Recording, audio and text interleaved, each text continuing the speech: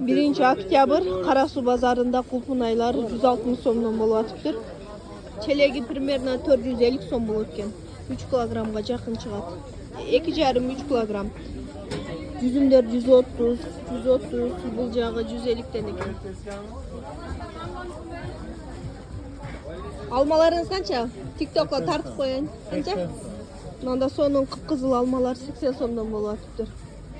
Бул жакта мороженалар бар экен дагы эле. Бирок көп жерде мороженанын сезону бүтөйүн деп калыптыр. Дагы эмне көргүзөйүн силерге? Кара Сууда рулеттер чыгыптыр эле баягындай. Жакшына рулеттерчи. Мына карагыла. Сонун рулет го. Анча-мынча торттон караганда сонун рулеттер го мыналарчы. Килограммы канча болуп атат?